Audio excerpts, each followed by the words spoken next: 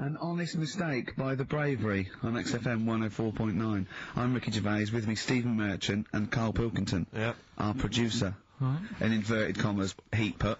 Yeah. They know. They know. How are you doing, alright, Carl? Yeah, didn't they also write something about me, bald round head? Yes, perfectly round little bald man head, they said, so. Because you need to know that when you listen to the radio on that. Really matters what my hair's doing. Your hair, have you given it a little polish? Because you look like a cue ball at the moment, and you've had a shave in it. I've never seen such a round head. It actually looks like a plate with ears. Yeah, well, for those that have never seen Carl, I actually, if you remember, I think he looks a little bit like, Mr. Spoon from Button Moon. He does! He does! If you've ever seen that show, and also he looks like, you know when they say, they find with a little 4-foot human, and it's actually 500,000 years old, and they give it a name, and it's the first, you know, Australopithecus into, he looks like one of them as well. Perfectly round little, he's the missing link, he looks half human, half monkey. He's got a slight slouch as well. So yeah, it's like those pictures where you see it going from an ape to a man. He's one of those in the middle. Yeah, and of course his monkey hands, his hairy little wrist to those skinny little things that you can get oranges out of holes with. And it's unbelievable. Why are you so all shaved and polished and everything? Got a wedding. What? Got to go to a wedding today, so, thought I'd, you know, clean myself up a bit. Yeah. Shouldn't you be wearing a suit or something? No, I'll go home and put something on. Oh, okay. But, yeah, Suzanne, said, you know, make an effort. Sort of had a shave and that, and then I came out of the bathroom, she said, oh, your head looks a bit sort of eggish. She's right. She always worries about when I have a shave, because I just, you know. That's your girlfriend, Carl. I know. Saying that. Just think, so don't worry about Heat saying it. The funny thing is, it's Boyd Hilton, I think, of Heat that wrote it. Well, he's got a little bald head. Yeah, no, don't slag him off. Yeah, but on the end of his review, does it say, you know, written by Baldy Boyd? No, because it doesn't matter, it's a magazine. Don't worry about it.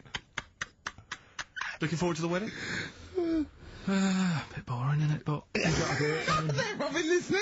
Should we do a shot? No, it'll be a great day for them, but I know what will happen. Suzanne will see, you know, all the fuss and that, and then she'll get ideas, and I'll have to let her down and all that. Why is it you don't want to get married again? I always forget. It's just, who's it for at the end of the day? I've been with Suzanne for 11 years, right? Sure. We're happy. Well, I am. That's what counts. You're never happy. I am. I'm alright.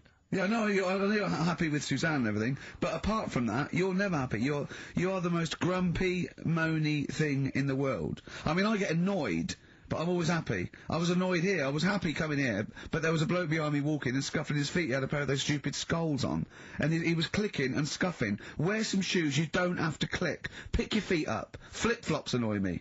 You know? But I'm happy, I'm just annoyed. You are just like, oh, the world's on me. It's rubbish, this. I know the world's great, it's just sometimes people annoy me by being there. You know. But, Steve said I should be locked in one of those towers that princesses used to be locked in fairy tales, because everything annoys me. But you're grumpy. I'm not, I'm alright. Oh, right, okay, listen, we better play a record, soon, but, coming up, Steve, I went away with Carl. Okay. It was a little present from Jane. It was a golfing day, and I could take someone. Took Carl. It was a brilliant day, absolutely brilliant. But it ended with us sort of drinking and chatting, and me saying, "Right, I'm going to bed." Because Carl said the most ridiculous thing he has ever said. Think of that. That's something. Oh, sometimes, Carl, I think you're on another planet. He's the only ones. Another Girl, Another Planet by the Only Ones. What a song! Amazing. One of my favourite intros ever. Dr. Fox would disagree with me. His favourite ever was, I think, Money for Nothing, if I remember correctly. Interesting. Yeah. Another great tune. Yeah, another great tune. I'm not knocking him. If you'd like to let us know what your favourite intro of all time. That number again is over. Right. Well, we got so much to get through with this show. Let me just get this, I don't quite understand. You were given a gift. And the gift was a golfing day of golf. Yeah, for my Christmas present, part of my Christmas present from Jane, a night away, 2 rooms, 2 rounds of golf, dinner for 2, right? But not with her, I noticed. Well, she doesn't play. No, she knew. No, it was a president who was playing golf. It was a golf event. She doesn't play golf, so I had to choose someone to take away. Sorry, it wasn't a romantic meal. No, but that was my immediate thought. I was... yeah, me and Carl just getting in there in the jacuzzi together. It just sounds like an excuse for Jane to have a day off from you. But you don't play golf, Jane. I know. Go. Yeah. Enjoy yourself. A bowling ball with my name on it.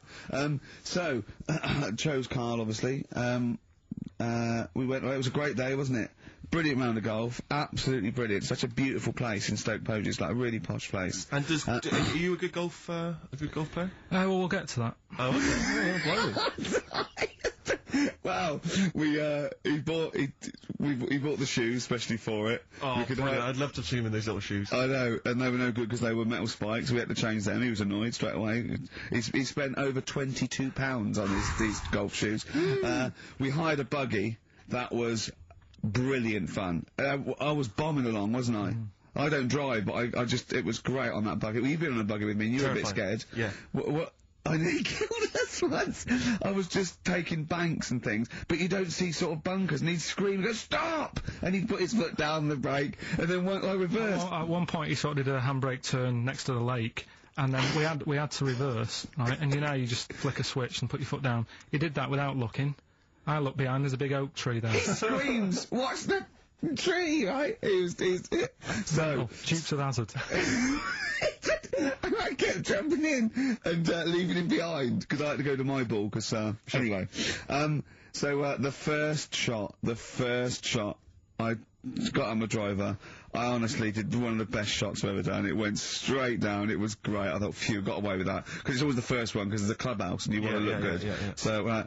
He tees up, man. And I've been saying, buy some balls. He just got 6 balls. I was going, what if you lose me? I want these 6 balls, right? He he tees up, right? Whacks it. It goes miles, like right angles, straight into the woods, right? He turns around and he goes, go and buy some more balls. So I'm laughing, because it's like impolite to laugh, but he broke the ice for me, and I was falling around. And then second shot, I go, you're off for 3 now. If you take another shot, he went, oh, right. So it's his third shot. He puts the ball down. He hits the ground before it and misses the ball altogether. And I was on my back, wasn't I? Unbelievable. Actually rolling about on his back. And we were terrible. I went round 107, he went round in like 119 or something. Sure. It was just rubbish. How long did it take? 5 hours. Of course. And there was no one around, luckily. But it was fantastic. So then we go and have our meal. What annoys me, I said, right, I'll go for a run. He went, I'll have a bath. I said, I'll see you at 7:45. At 7:55, I have to call him. He's not ready, so he's let me down there. I can't stand lateness or laziness. You hate lateness. Yeah, and he's let me down. Do you know his excuse? He fell asleep in the bath because there was no light bulb. There was no light bulb in the bathroom. So instantly he fell asleep. And he was late. No, do you know what I mean though, Steve? If you're sort of, like, nice and warm and what have you. I was tired anyway, I've been stressed out for 4.5 hours, right? My life flashed in front of me a few times in that buggy. So it's all sort of wears you down a bit. I thought, right, I've got a headache. You're going for your run. I'm going to have a bath.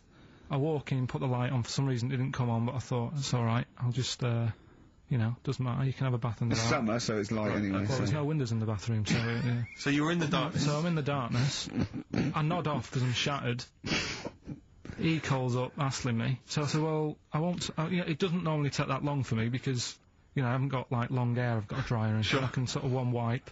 Yeah. He's already 10 minutes late, though, when I called. Well, 10 minutes. Wow, lateness is lateness. Next. Doesn't matter. Dinner wasn't until 7:15, so we had, like, another 20 minutes anyway, so it doesn't really matter. Yeah, but we said 7:45. So he's calling up, hurry up. So I said, yeah, alright. So I get out and dry and like my tackle and what have you. Calls back again 30 seconds later. No, I don't, I don't like that. You're not going to do that, no. Give it a wipe. 30 seconds later, come on! So I end up going downstairs to the meal area. Naked. With a wet shirt on and wet socks. I've got headache as it is. Meant to be a relaxing weekend. But anyway, so we have our meal, which is really nice. And then we're sitting in the bar. I'm having a cigar by the fire. Yeah. Like, we're having a rather nice Pinot Grigio. Yeah. He's there going, I've got a headache. Is this 1955 that you live in? I know, yeah.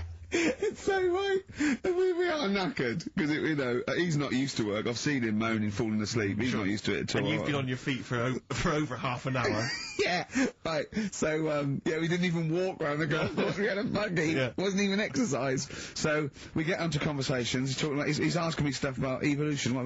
Tell me that. Why the giraffe? What's that rubbish about the giraffe getting a long neck? I said, well, it didn't try and get a long neck. It was selected. And he said, but why would evolution do that? I went, well, you think that evolution didn't do anything? There's not this consciousness, there's not this will that a giraffe has to stretch its neck to reach the leaves. It won't have a long enough neck to survive and pass it in. He was going, yeah, but why did evolution... this isn't. But by the way, this isn't the most stupid thing. This is warming up. This is about 8:45. Right? He said, why didn't evolution make a giraffe good at carpentry so it could build a ladder?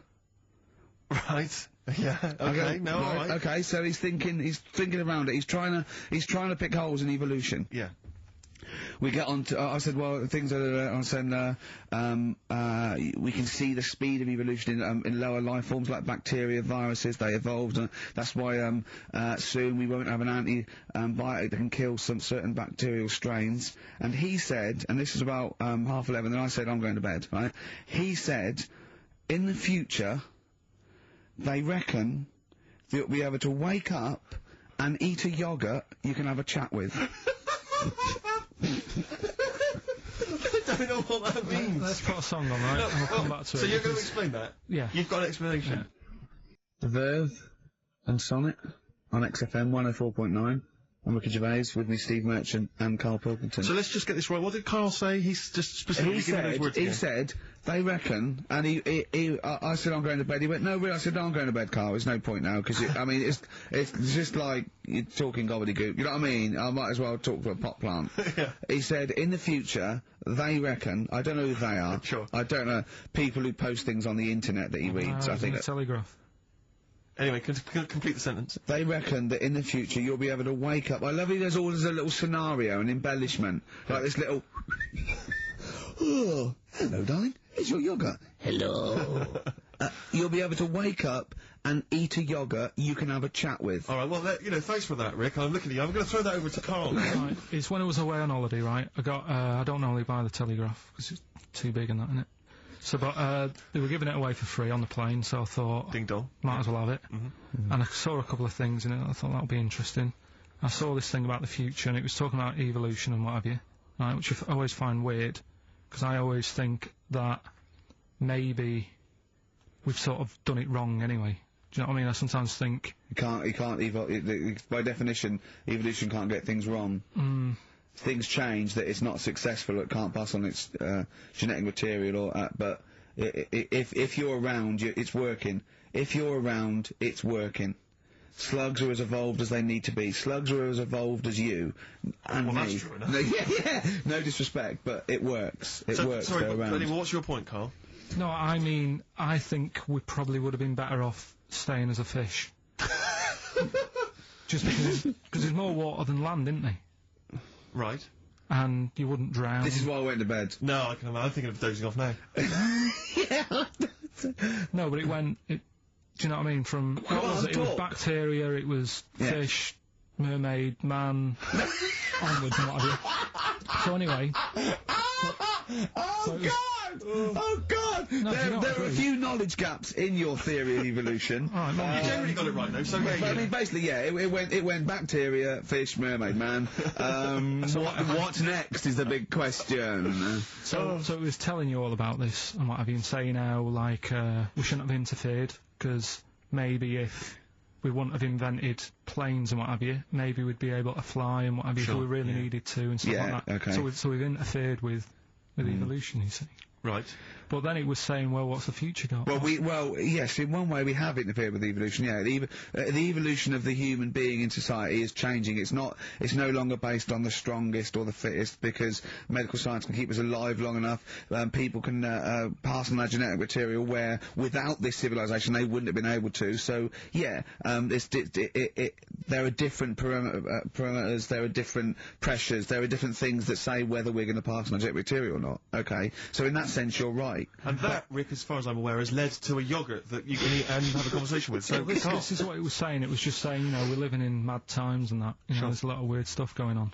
One of which is... Go on. And the fellow was just saying, you know, with computers and stuff like that, the way it is, we'll be able to wake up... Go on. Have a chat with your yoghurt and have something to eat. What do you mean, have a chat with your yoghurt? Because of the amount of... I mean, you have them yoghurts already, those friendly yoghurts.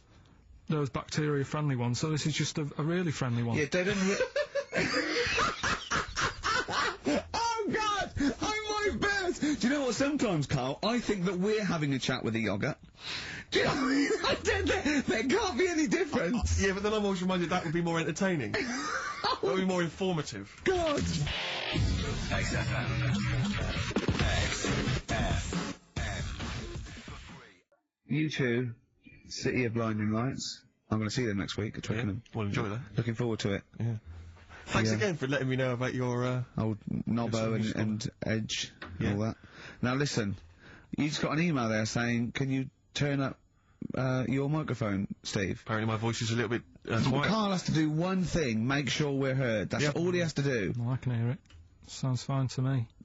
Well, not to the listeners, and that's who we're trying to please. Well, Yeah. it's one person, so they can't hear Yes, but we've only got one listener. So he's not happy. We're buggered. You're allowed to say buggered. Not twice, certainly. Once could have been a mistake. Yeah. Twice, pointing it out is definitely, complaint material. Now, Carl, you haven't told us about your holiday yet. You were meant to do it last week and you didn't. You started on this, but we didn't have time because we had to do monkey news about a monkey who was a director who cared about lighting and stuff. Is there more monkey news this week? Is it as... okay. Is it real monkey news? Did it happen, or is it mostly embellishment in your round little head? It's proper stuff. Yeah. Okay, good. So, holiday, where'd you go on holiday? Sardinia. Good? Yeah, it's alright, yeah. Nice food and that. It's important, isn't it? Yeah. And nice beaches and what have you. Excellent. Always like a nice long beach to walk down. Yeah. But, so we're having a nice walk, right? You know, nudists do me head in. Sure. Right. Not a problem though, is it? It's not like being scared of spiders where they might jump out under the kitchen sink at you. You know what I mean? It's not a big problem having your head done in by nudists. Yeah, but it just annoys me. It sort of ruins the day a little bit. Because it makes me feel uncomfortable. Right. Take your clothes off if you feel uncomfortable. It's much more relaxing. Yeah, but...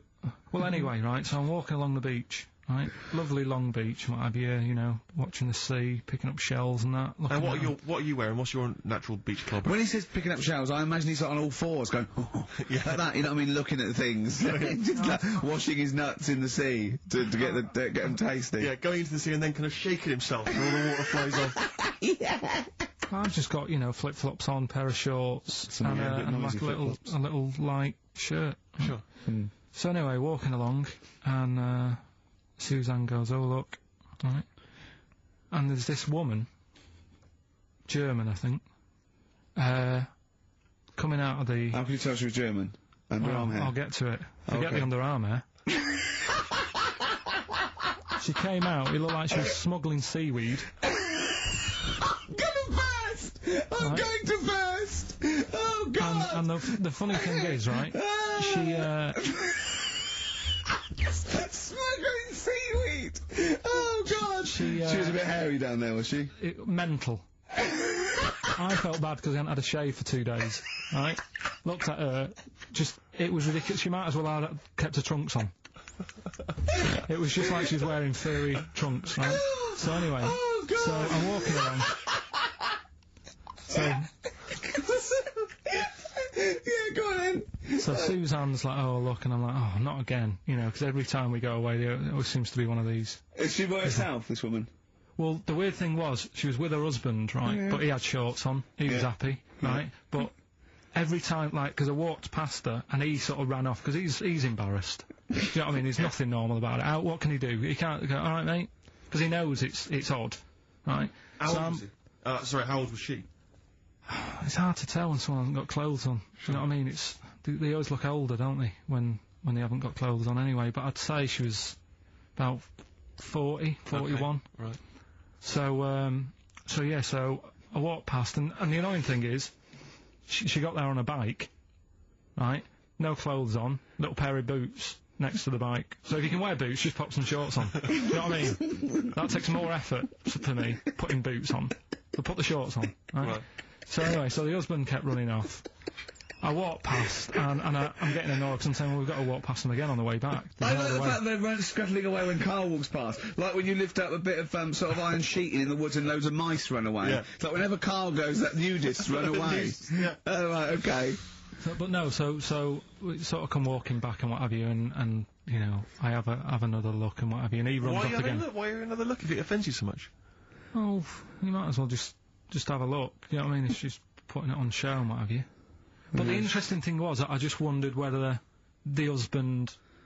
Because if the husband were nude, you'd looked at his tackle. Because remember, when you went to see those two strippers, and it was a woman and man, and they whipped their shorts off, you said you looked at his tackle first. I think any bloke would. Well... You would. You just check it out, it's natural, isn't it? You just go, oh, right. So it is normal or whatever. Because you don't know if... you know what I mean? You don't know if what you've got's right until you see someone else's. No, do you know what I mean? Yeah. But anyway, so, but he got us talking, because I was, then, as soon as I saw her, sort of, today's been ruined a bit, so I'm walking up the beach. It's been ruined! Walking up the beach with Suzanne going, how does it happen? Do you know what I mean? Why do people do this? What fun are they getting out of it, and what have you? And, I just was thinking, is there any chance that fella, right, didn't even know that she was a nudist until he went away? Do you know what I mean? Because I said to Suzanne, say if I met Suzanne, it's like we're getting on, yeah, everything's fine. Yeah. And then you go off on holiday and you go, you haven't got much luggage. And she's like, no, it's fine, this is plenty, and I'm thinking that's weird. And then we go down the beach and she whips her knickers off. I'd be annoyed, but there's nothing I could do. Do you know what I mean? Sure. So I'm just wondering whether that's what happened to this fella. Every time someone came walking up, he was like, oh, God, this is embarrassing. And he kept nipping off. Yeah. Finding something else to do. Look at some shells. So I'm wondering, Rick, if at some point, maybe today or in future shows, we should get a nudist, you know, one of those official nudist spokespeople, you know, because all these nudist organisations, get them on the phone, justify themselves to Carl, because, you know, in his mind, they are, what would you say, weirdos, freaks? I don't quite get it. I was reading something in one of the supplements last weekend, and some journalist went round to some, whatever you call it, some resort or whatever for nudes and that. And it's Were just... they playing volleyball? Well, the annoying thing was, bowls. Why is that annoying? Well, don't play a sport where you got to bend over.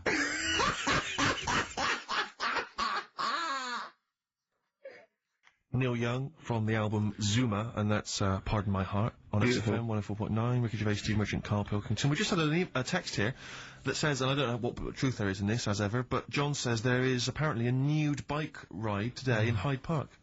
Now, I can't believe that's the case, because I don't think it's allowed, is it? You can't ride around with your veg, can you? I don't know. Why would you want to? Well, it's a good point. On a bike. On a bike, I like the fact that that's what disgusts him. I want. Do you know what? If we did appeal for a nudist to call in, I'd want a very specific sort. I don't want. I want a German nudist, a middle-aged man called Helmut. Okay. If there is any, or the closest one to it. So I want a middle-aged man from Germany. If your name is Helmut, you're in. But I'll accept Hans. Carl would be good, wouldn't it? All right. Yeah. I think I'm wondering if the age might. Maybe we could we broaden that out. Okay, just a German nudist bloke. Right. Could he at least be fat? Could I find a fat German fella? If your name's Helmut, we're going to give you a big prize. Yeah. But you know, any fat German fella who likes to get his sausage out. Sure. Okay. It's sauerkraut. Yeah. What's the phone number? 0871 222 1049. It'd be good just to get an email or a text over the contact, wouldn't it? And then I can just call them up in the week. Sure. And 83936 is the text number. I don't know what our audience demographic pans out like, Rick, but I'm suspecting that's probably a fairly small fraction of our listenership. I know, but you know, there must be someone out there. If you know a fat German who likes to get his tackle out, the phones are going. Straight away. Just answer it, Carl. Just answer it. Just pop that. It could be anything. Well, just see what it is. To be fair, it could be a nutter. It could be a nutter. But just say hello. Just tell his nutter straight away. He'll stay there, won't he? He'll stay there. Well, answer it. Answer it. Leave it. Answer it. Oh, you see this? It's gone. It's gone. There you go. He bottled it. So just as well. Well, you took too long to answer it. There's a vicar in Australia who's started sort of doing his services and all that in nude. Hot, isn't it, out there? Yeah, where do you get the churches aren't. Churches are pretty cold. It was on some website. Of course it was. Yep. Just saying about a vicar and that who's there's a lot of nudists and that who want to get married. Do it, you know. Don't mess about with the wedding dress and that. Just snip up. Cheaper, isn't it? Well, I suppose it's so. I suppose if you believe in God, you believe that that's the way to be in it, because Adam and Eve and that. Yeah, but then in Adam and Eve, the shame made us dress up, didn't it? Yeah. Eating the apple and things. Yeah, but God didn't want that, did he? No, he wanted to see it all. He was loving it. He was having a whale of time getting a life full of all of that, and then the snake said, cover yourself up. Stitched him right up. Yeah. So if you believe in God, which clearly I don't, do you believe in God, Carl? Don't know, I don't really worry about it. It was ages ago, wasn't it? So, if he's about, whatever. Not that bothered. Adam and Eve is pretty interesting though, isn't it? It's not, well, how is it interesting? He made man out of dust. Then just because he could, he's having a laugh. Then he made her out of one of his ribs. Again, he'd like to vary it a little bit. Then they had 2 sons, which gave rise to the entire human race. What was going on there then? What would have happened if they didn't get on? That's interesting. Sometimes with pandas, they don't fancy the other one, do they? They go, well, that's my choice, one. You've brought me one panda from Lisbon Zoo, and I've got to shag that. What if I don't fancy it? What if they bring in a right slapper? Do you think what if it's the equivalent of, like, Love Island, whatever it's called? It was like Celebrity Love Island. Yeah, and they're going, I am not shagging that slapper. Every panda in the world has seen that dirty old mott in magazines. Why am I meant to mate with it? I've got some dignity. Are you talking about Adam there, or Panda? Was that... either is fine, I suppose. No, bad pandas. Do you think that Adam had any say? When God was making Eve, was he saying, can make the boobs a bit bigger, would you? And then... I'm a blonde guy, I'm into blondes, really. I don't know, did he have any input, or was it just... I don't know. Well, I suppose it was one of his ribs. I know, but he's probably restricted. You go, well, I'm working with a rib, Adam. Give me a break. There's only so many things I can do. Well, he's probably in kind of intensive care, wasn't he? With the whole. They go, well, I can't just keep making the boobs and things bigger because her legs will get short. I don't mind short legs. Yeah, make the legs longer. I don't mind no legs. I don't mind no legs. As long as the boobs are sizable. I tell you what's weird though, Steve. Right? Everyone's heard of like Adam and Eve. Yeah. What's the surname? Yeah. Where'd they get their post from? Unbelievable. Now listen, before you play the next tune, we should just, we were trying to mop up some stuff from the last couple of shows which we haven't dealt with yet, one of which is an obsession of yours, because we're on a radio station, Ricky and I come in, we bring in CDs, music we love, it means so much to us, we adore it. You don't really care about music, you work at a radio station, it's just, I don't care. I do. No, you don't. I do like a good track. I don't like everything that comes out and everyone raves about. Yeah, you thought the iPod wasn't worth it because you named the 5 tracks you'd like. What was it? It was In the Ghetto, Babushka, Living in the City. What was the other one? Killing a Georgie, and there was one other one or something. And you just only like songs with a story. Yeah, but then there's a reason to listen to it, isn't there? Well, no, only once. Going on. No, because you might forget the ending. Listen to it again. Yeah, anyway, you've been listening to Babushka quite a lot, is that right? Because you've really got into your head now, you're trying to decipher the story. When I've been sort of asking for songs with stories, people have texted in, emailed in and whatever, and I've had a couple, last time we did the show. So I've gone, oh right, that sounds interesting. And Babushka, when I was away on holiday, I listened to it a few times because I like the story. It's a good little story going on. You got some thoughts on it though, have you? A couple of questions. Will we have a listen to it? Well, let's have a listen to the track, and then I know you've got some queries you'd like to raise. It's just about a woman in it who, I don't know, she's ugly or something, aged badly, and her husband gets bored with her. Have a listen, see what you think. XFM. You're listening to Magic 105.4. That was all the way back to 1979. Kate Bush, Babushka. So, we would like your suggestions for songs which have stories in them, which may entertain Carl. They could shoot to the top of his list. What do you think of that, Carl? That as a little story there. I like it, but... So she tests her husband. Yeah, she writes him letters. She gets a letter back. It's a pseudonym. Babushka's her pseudonym. It's not a real name. Her real name is Molly Strank. from Ealing, and he responds. He goes, "Oh, he's you know." So in real terms, he's having a bit of an illicit affair behind her back because he doesn't know it's his wife. So he goes, "Oh, well, I'll take this a bit further, see how far I go." He turns up. She turns up, he gets it on with her, and he's falling for her because she's acting like she used to act, you know. But was he just playing along with it? Was he like, No, it's not, because they'd have said that in the song. They don't leave it up to... Some people do that, don't they? Well, it wasn't. Kate Bush would have said, and by the way he's playing along, she'd have given us a clue. He's not. He's fallen for it. She went along incognito. He thought it was another woman. But how much work can you do to yourself to... Say if like, I wrote a letter to Suzanne, right? Saying... She'd know it was you. It'd have egg stains on it. It'd be spelt wrong. No, but... And you'd sign it Carl, crossed out Babushka. I wrote to I won't pick Babushka. I think that's a ridiculous name. That wouldn't have worked anyway. You just get a vision in your head of... I wouldn't have answered a letter from someone called Babushka. It's not the point. If Kate Bush is listening, please call in, because I'd love her to have a conversation with you. I mean, that would be great. Forget Helmut. No, Helmut, you keep trying. A fat German. We want Kate Bush and a fat German. What I mean is, though... Now, wait a minute. What worries me is he didn't answer the last phone call. What if Kate Bush does phone it? If anyone knows Kate Bush, give her a call now. She's probably not listening. She's probably doing yoga or something, I imagine, or making a lentil soup, or maybe just like repotting some plants, right? Or practicing piano, right? But if anyone knows Kate Bush, got a number, call her up now, say, tune into XFM, there's a little bald mank fella wants to talk to you about Babushka, right? No, but how much... But Helmut, don't worry, you'll get your... chance. The phones are going. That could be Kate Bush. Don't worry about it. That could be Kate Bush. I know for a fact it isn't. Okay, answer it. Half Light by Athlete on XFM 104.9. Ricky Gervais, Steve Merchant and Carl Pilkington. Carl. Right. 2 o'clock. Let's get Rockbusters rolling. I should just, if people aren't familiar with Rockbusters, then, someone has actually sent in one of their own to test Carl. They've used, I think, the same principle that Carl has, which is, you know, utterly random. Yeah. As you said before, you know, really just try and think of something that he might be thinking of. Sure. So, I'm gonna, I mean, she's done it quite coherently, but I'm wondering if I should sort of say it more as Carl might say it, you know, just slightly less... More different every time. Yeah, slightly less coherent. So, Carl, this is one for you, alright? Go on. You know, it's Sunday morning. You know, I'm in bed, but I don't sleep, you know, but, like, Hollyoaks is on, the omnibus, I'm just watching that, you know.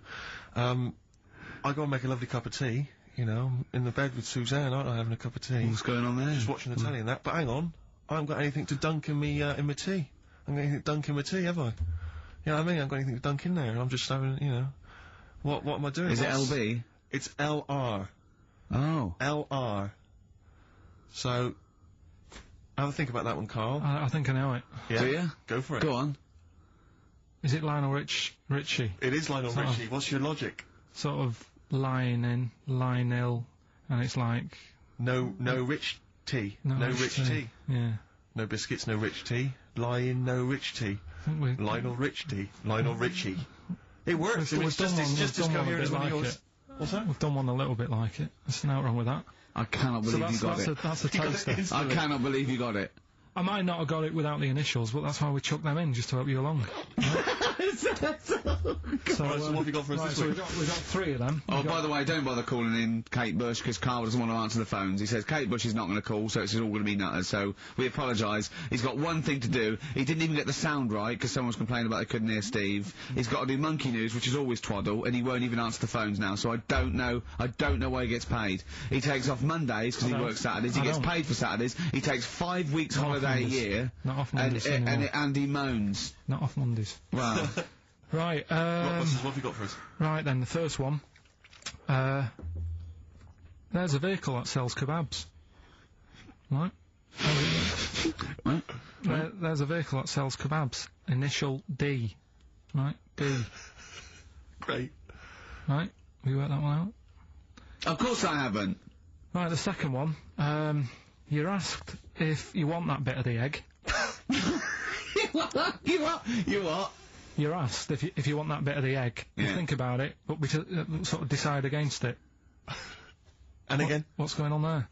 You're asked if you want that bit of the egg. You think about it, but you go, nah, go against it. Right? I've got it. Is initials W-Y-O? Yeah. Got it. Right, so... Okay. That one works. Right. No, it doesn't. No, it doesn't. No, it doesn't. And the last one, I don't think this burger will catch on. I don't think this burger will catch on. Yeah, and the letter there is M. So you just text or email in with the answers and win some stuff. What have we got? We've got some prizes. We've got another box set of the League of Gentlemen. This is instant gratification, but you go into a draw for something bigger. So what have we got today? Yeah, well, today, this is what you're taking home today. You've got the League of Gentlemen, the complete collection on DVD. That's worth having, definitely. We've got Catterick, which is the current Vic and Bob show on BBC Two, which is good. The Aviator, the award-winning Leonardo DiCaprio, Martin Scorsese biopic, and once again, Ladder 49. We're giving that away again, are we? Yeah. Apparently Can we get a job like those? We got loads of them. We've got boxes of them, stacks of them. Yeah. Excellent. So email in if you just want a copy of Ladder 49. I'm sure we can dig one out for you. yeah. Or phone in, because Carl does not answer the phones. Right. And remember, the winner goes forward into the chance to win the big prizes, the signed Homer drawing, the signed Nigel Tufnell poster, and you go to rickygervais.com and see Matt Groening actually drawing that to verify it. Bet Lloyd Cole won't never anyone, has it? Lloyd Cole, Impossible Girl, on XFM 104.9. Wow. Rick, I'm just reading an email we've had, and it is indeed true. Scores of naked cyclists will be wheeling around London today in a mass protest against oil dependency. The World Naked Bike Ride will see the arresting sight of up to 200 daring riders bearing all in their cycle past some of the capital's most famous landmarks. Have they got to wear an helmet? Are they against wearing a helmet? Well, I think they're trying to make a statement, I would imagine. I don't know. Well, they don't have to wear a helmet. It's not law to wear a helmet on a bike, is it? It's for your own safety. It's sensible, you're right, yeah. Well, it's also sensible to just pop some pants on. Pop some pants on. Are you going to be popping down there and cheering them on? I'm not going anywhere near it. What are they going against? What's the problem that's going on? Oil dependency. I think, generally we're consuming too much oil, aren't we, in the world, and it's going to run out one day, and we've not got any alternatives. Talking of campaigns and things and that, did you see Sir Bob on Jonathan Ross last night? Sir Bob Geldof. Yeah. Are you going to walk to Edinburgh or sail to France, Carl? What do you think of all this? The G8? I think it's good that, he's doing some stuff for the world and what have you, but probably won't bother. No. Having a walk. What do you make of all this campaigning? He's dedicated his life to this now, hasn't he? Yeah. I mean, it's interesting. I was watching him last night, and I respect the man. I mean, he used to work here, didn't he? Did some shows and that. Mm-hmm. It's good. It's alright that he can do it, but... I assume that's not why you respect him. I assume you respect him because he's trying to save a nation, as opposed to he used to work in XFM for a while. Yeah, I know, but I'm just saying it's good that he's giving up a lot of his time to, try and save the world and that, but, there's a bit of me that's kind of like, is he wasting his time a bit? Right, what do you mean wasting his time? Well, he tried it before and... No, wait. What he's trying to say is that the G8 are I think the 7 most wealthy nations in the world, and Russia, and they get together and they can wipe out the third world debt. I.e. they owe us billions and billions of pounds, they can't afford to pay it back. So he's going to say, let's wipe the slate clean, and pledge, I think, a lot more aid and stuff to them, isn't it? Mm-hmm. So what do you think of that? But won't they just do it again? Right, what's you thinking? No, I knew I had a little diamond in the rough here. I mean, obviously, I admit, I brought this up because I really wanted to know what Carl thought of it. Sure. Yeah, I had ulterior motives. It wasn't just for awareness, for the very worthy cause. It was because I know. Look at him looking at me. Look at him, he looks at me like a cat. Honestly, it's like there's nothing behind those eyes. Right, what do you mean? They're just going to run up the debt again, you think? Well, what I mean is, right, when I was a kid, right, and I wanted to go to the arcade, I'd borrow a quid off my mum, right, and she'd say, don't come back asking for more and what have you. But I'd have a go on a pinball machine or whatever, game on a fruity, and then go back, and she'd go, can I have some more money? And she goes, I gave you a quid before. And I go, I know, but I'm on holiday, and she goes, there you go then. And then I go off and do the same thing. I didn't go, no, I wasted the last one, I'm going to pop this in the bank. Right. So you think that's what's going to happen with... That's a nice metaphor. So what do you think happening there? As the Africans are blowing it down the arcade. Instead of putting it towards a fishing rod, they're blowing it down the arcade. I'm trying to win a watch. Look, I've got 100 goals. I think this thing is dodgy. Yeah. I'm trying to win a fluffy toy.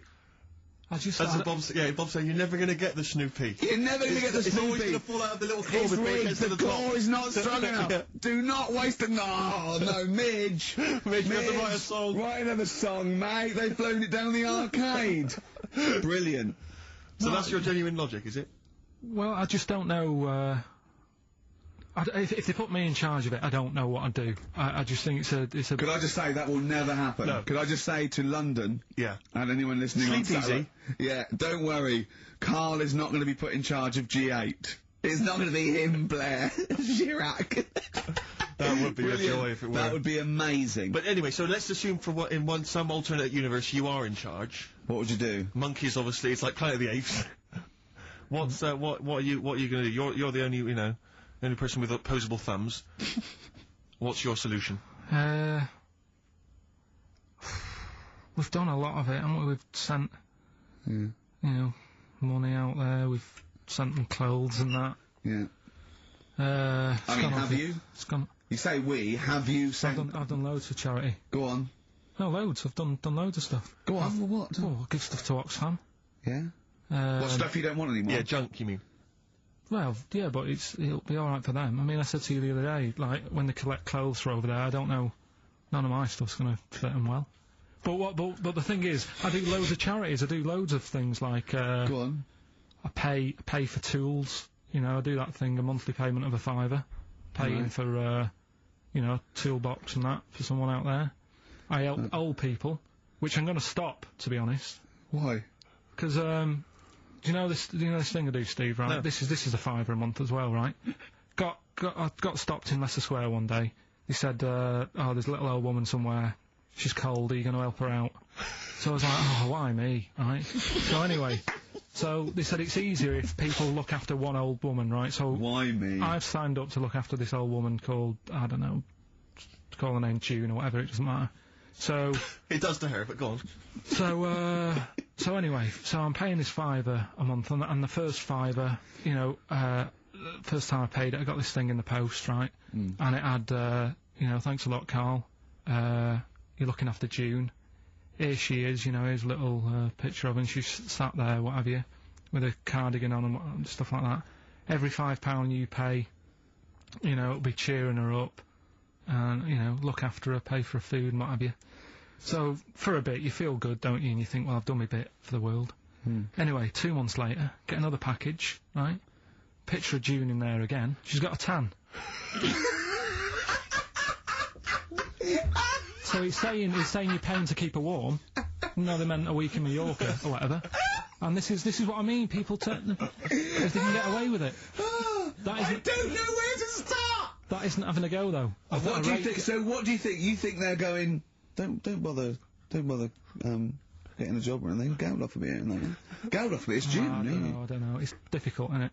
It's difficult. So you think Sir Bob should just wash his hands of the whole affair? You think it's a complete waste of time? Is that what you're saying? That you should just leave them to it. Just leave them to it. Let them sink ever more into debt, ever more into hunger. You just think that should just carry on? Do you know what I think he's saying? I think. Now, I'm not with words in your mouth. Are you saying they blew the last lot we gave them? They've got to learn a lesson. Is that what you're saying? No, I'm not going to say that. I'm not going to say that. Is that what you're thinking? No. What are you thinking? I'm not thinking anything like that. All I was thinking is about this gig. It might have been better to do it, like, rather than, I don't know, ruining a grass field in Edinburgh and that, do it out in Africa, right? Get people out there, get the tourists up, do you know what I mean? Get a load of people out there. They've got loads I don't reckon he's going to get people to walk to Edinburgh. I very much doubt people are going to fly to Addis Ababa to see Coldplay. Cheap flights and what have you. Right. Hot dog stands and that, locals will love that, right? Job done.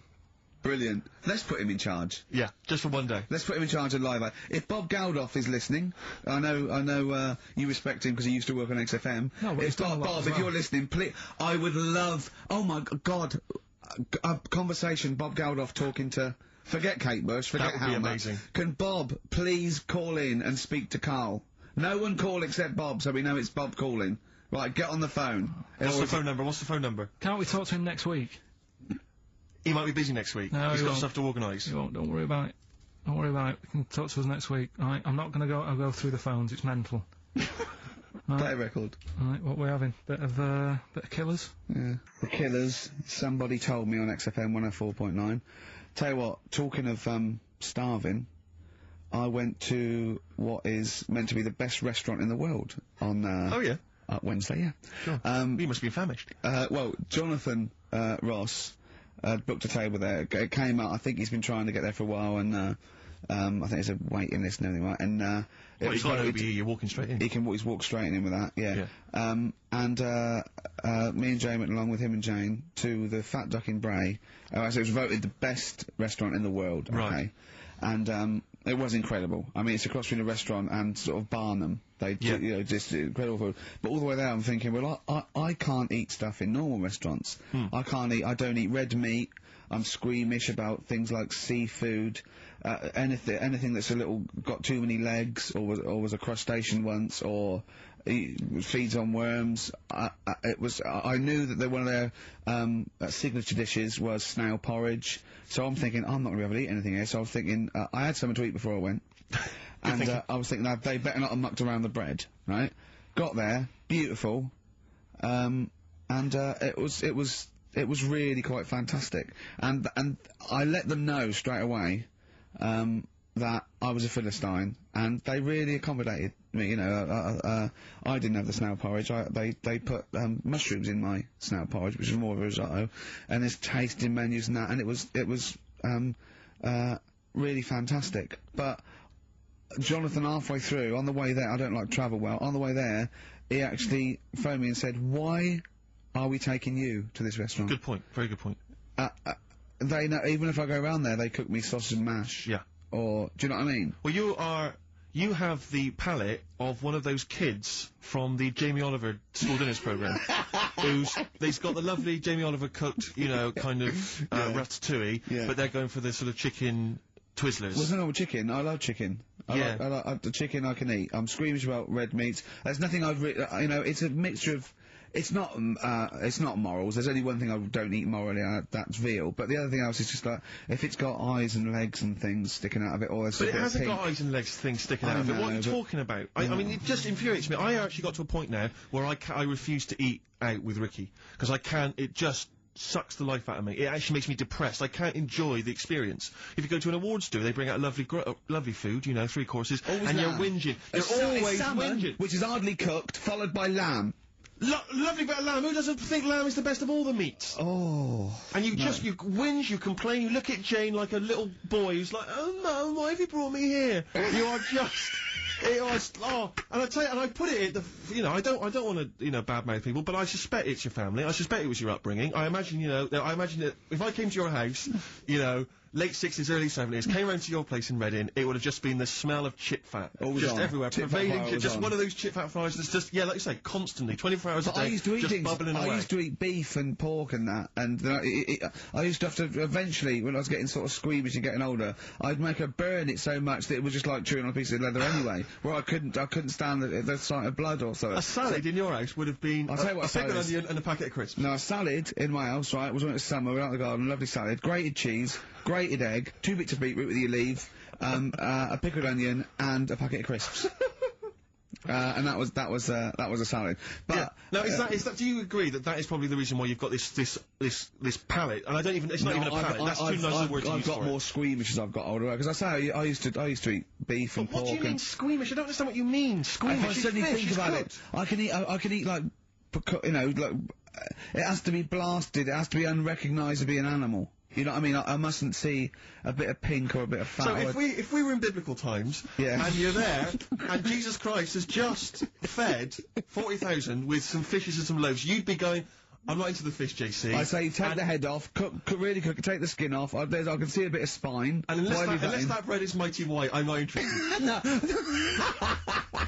Yeah, but the thing is, what he hasn't said is, well, he gets frustrated because we have to go from restaurant to restaurant for something I can eat. But the reason we've only got about 3 restaurants to choose from are that, because he doesn't want to spend more than a £5 at lunchtime. At lunchtime? If I was going out of an evening, you'd spend a decent amount of wallop. But lunchtime, Would why ya? am I you'd be happy to spend 20 quid on lunch. Imagine that every single day. There's no one out there who's eating lunch 20 quid a day on lunch. It's crazy. You don't need that much food at lunchtime, because I know what happens. You go in there, you have some kind of, tiger in curry for lunch, you're asleep by 1:30, we're trying to work, we're trying to write TV shows, and you're dozing off like one of those giant anacondas that's just eating a sheep, and it's slowly digesting it. It takes like 3 weeks. He doesn't eat Carl, he does not like the he'll walk a mile out of his way to get a sandwich. Having an argument over that 50p that time. I don't want to bring it back up again. Here's the situation, Carl. I lent you 50p, and you decided you weren't going to pay me back. It should be to my discretion if I say, don't worry about it, Carl. You should offer me the 50p, go, there's that 50p I owe you, and I'll go, don't worry about it, Carl. But you didn't even do that. No, it's the way that you were, like... I said, where's my 50p? You went, oh, you don't need that. That's not your decision to have. I didn't say that. I said, I don't think I've got it at the moment, or whatever. Rubbish. And you're going through my pockets and that. Rubbish. 50p. Ridiculous. You've just given him a keg of beer for free, hadn't you? Well, let's not go over it again. I mean, I just think value for money is important. Like, now, okay, so for instance, in the morning I have to get the tube, but you can get a travel card, zones 1 and 2, right? It's about £4.70, I think. But before 9:30, it's about £6.50. All right, and then at 9:30, when the clock, literally on the clock ticks over to 9:30, it's £4.70, right? Now, sometimes I'll get there, it'll be about 9:20. Now, you'd be saying to me, oh, just spend it, and I'm thinking, I've got 10 minutes. I'll perhaps read the paper, wait for it to click over to 9:30, and then I can get a cheaper ticket. Now, surely that makes sense. Surely that's logic. I mean, if you were in that situation, Rick, if you were there, right, and you had, let's say you had 3 minutes to wait before 9:30, what would you do? Would you stand there and wait? No, because waiting to me is worse than anything. It's madness. It's madness. I can't stand queuing, I can't say, no, I'd pay, yeah. How long would it have to be before you'd wait? If there was like a minute on the clock to go, would you wait? If they literally said, if you wait 30 seconds, I go, alright. Well, that is the case. That literally is the case. Okay, but not 10 minutes, no. What about you, Carl? I'd feel, if it was 30 seconds, I'd feel flash going, I'd spend £3. But if it was like a couple of minutes, I'd go, oh, it doesn't matter. I just wouldn't. Madness. Yeah. Think about how that tots up over the years. Amazing. Carl, what about you, Carl? Would you do it? It depends, doesn't it, what your job is and that. If you're a doctor, you've got to get to, go and save someone or whatever. You can't say, oh, just 10 minutes. Depends. Depends on the situation. Depends. Most of the time, I've got to get in work early. I can't be hanging around till half 9. But you don't know, do you? I've called him when I was filming. He was I've seen him do one day, right? I've seen him for one whole day. He went away. He fell asleep at 7:45 in the bath because he was knackered. So he has 5 weeks holiday a year. He's taking the piss. Feeder, pushing the senses.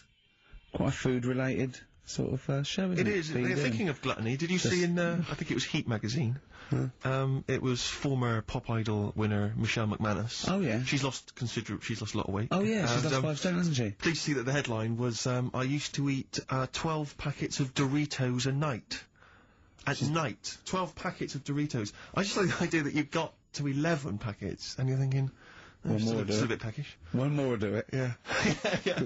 Oh, unbelievable. But someone sent in a couple of odds and ends news stories, they've gleaned off the web.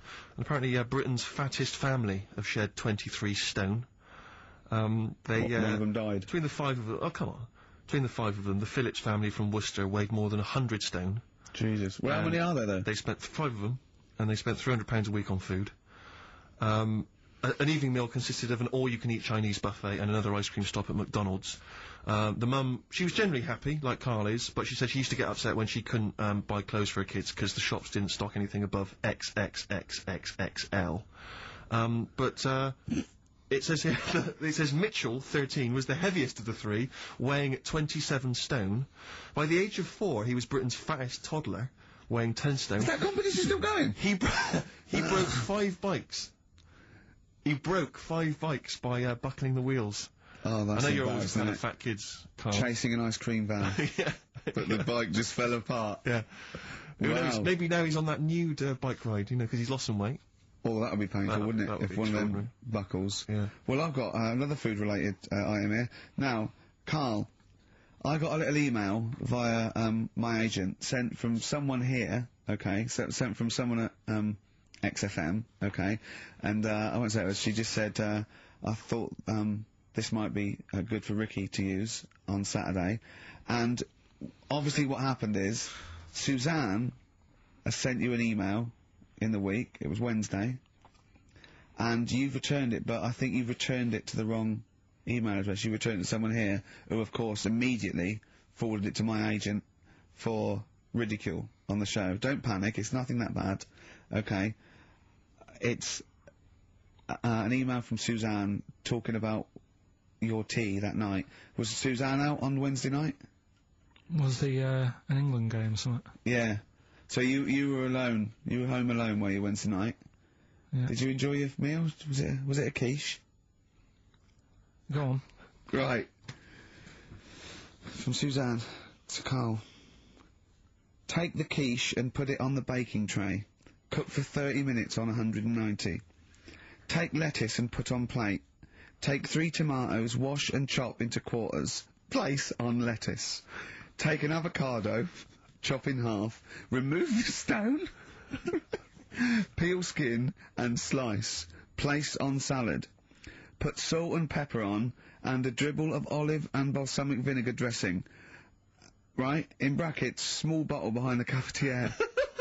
Right, in case he's reaching for bleach. Yeah. That's it. She had to put everything else away. Right? Then sprinkle a smidge of parmesan on top. Remove quiche from oven, cut into quarters, and put on plate. Eat. Oh, wow. Does she have to do that every single time? She's like... No, it's just that I'm not that good at cooking, right? And to be honest, that was a lot of hard work. I didn't bother warming it up. And I did without the avocado. Why? Too much messing about. He didn't even do that with instructions. It was too much. But yeah, I'm not that good at cooking. And That's not cooking though, is it, Carl? That's heating up a quiche. That's cooking. It is making the quiche. Yeah, but I'm just. Could you have figured that out if she had left that note for you? Why did she have to tell you what the olive oil and balsamic vinegar was? Because I've put sort of cooking oil on my food once, and I said, right, it's a bit.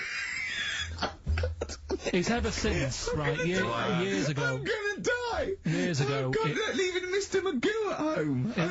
It was ever since I put sausages in the toaster. That. What do you mean? I nearly set the flat on fire. Because, do you know, like, when you're grilling food in a pan and all that? Yeah.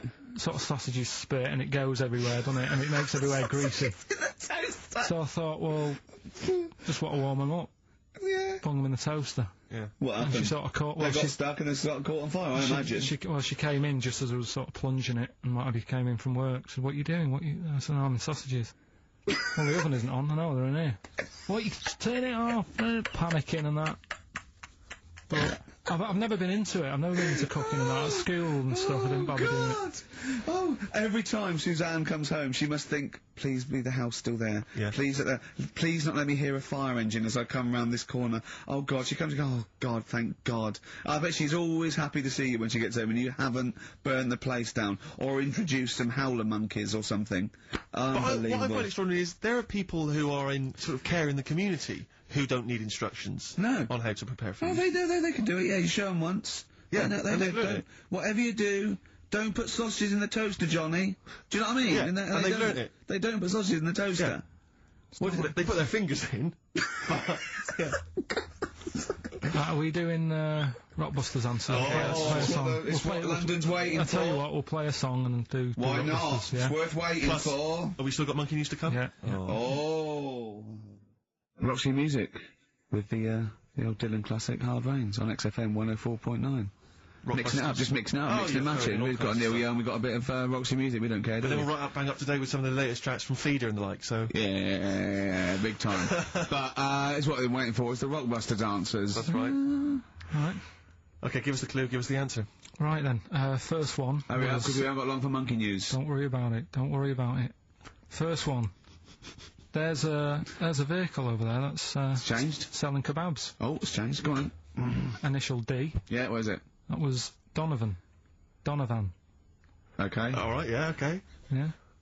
That Good. worked. I'll give you that. Yeah. Second That's a one. real clue. Well, we got it. like they always do, so they're always real clues. Second one.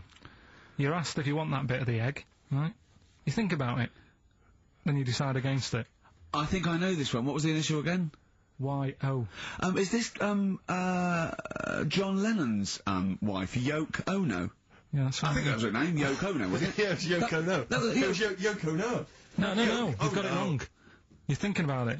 You're asked if you want a bit of the egg. Yeah. You go, yolk. You think about it. Oh no. Oh, so you say it twice, you stutter. So No, it's no. Yoke, oh no. No, you do it her wrong. name's Yoko Ono, though. Yeah, Yoko Ono. Listen to the clue again. Okay, no. Listen to the clue. So what you say is, do you want this bit of the egg? You think, oh, the other bit. No. Yolk, oh no. That's Yolk, right. oh no. Yolk, oh no. Yolk, no. Oh, yolk. Yeah, go on, brilliant. Yeah, okay, yeah, Yoko, no, yeah, go on. It's perfect. Next, yeah. And the last one was, I don't think this burger will catch on. That was initial M. Yeah. McFly. Right?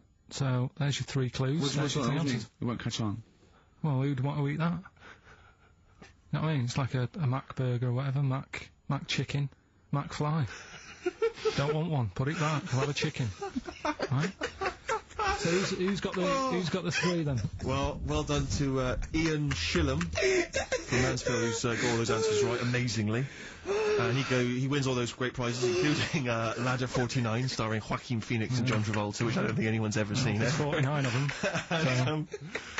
And he wins that, but he also goes forward, as you say, to the big draw, which will come up at the end of it's our little to run. win the signed Homer saying "I like Carl 'cause he's stupid like me," and you can see Matt Groening drawing that. To know it's real on rickygervais.com, and you can win that and a signed Nigel Tufnell poster. Brilliant. It's a Ricky and Steve classic on XFM, Sugar, If I Can't Change Your Mind. Brilliant. So listen, it's time, isn't it? We've only got a few minutes left, so you better play the jingle. Oh, chimpanzee that! Monkey news. So Monkey News, if you've only just started listening to the show. Oh, you poor fool. Monkey News is where Carl reports for us all the latest monkey activity. A headline or a word or someone he overheard in a pub and then totally embellishes it and makes it ridiculous and impossible. He believes it though. He believes every word he's saying. Let me say that before when you hear this, whatever it is, I haven't heard it, twaddle, remember, Carl totally believes it. Go on. Right, so anyway, right, I think it's in LA this happened. Right. I think. Why does he think? So these people are in a restaurant having a lovely meal. Is one of them short and hairy, but totally covered from top to bottom in a spacesuit, so he didn't know it was a monkey? It's not one of the customers, one of the waiters? So they're having a lovely dinner, probably one of the best sort of dinners they've had, right? Mm. So the waiter comes over, and it's like, can we just say that I had a lovely meal and that? Right, it's the chef. Because it is. Can we see the chef? Yeah. So can we just, see the guy who cooked it? Of course. Yeah. Short fella, hairy? So the waiter said, to be honest, the waiter said, look, he's busy, he's got meals to cook and what have you. He hasn't really got time. He said, it'll only take a minute. He said, no, I prefer it, So this is a restaurant in LA that serves brilliant food. I'll pass your message on and what have you, right? So, So he sends for Monkey Pierre White. So it's a bit odd. Anyway.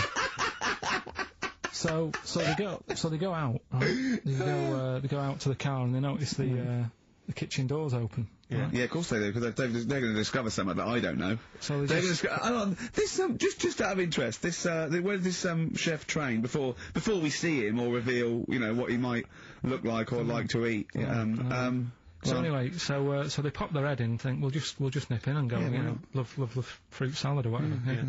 So they stick their head in. We better see the human chef. You never guess what? Go on. Monkey stood on a chair, right, cooking veg. Right, so anyway, so they're like, what's going on here? What do you mean? What do you mean he's cooking veg? What is he doing with it? Well, he's stood on a chair by the cooker and he's chopping stuff. Oh, he's chopping as well now. It's veg, isn't it? Yeah. It's got a little, he's got the bosses in there. They're like a bit shocked. So he's a bit panicking because he's got this monkey working for him. So they say to him, "What's going on here? We didn't know this is what's going on. Why have you got a monkey cooking stuff?" So he said, "Well, it's only a monkey, I should point out, who probably doesn't need instructions from its girlfriend." Forget it. XFM.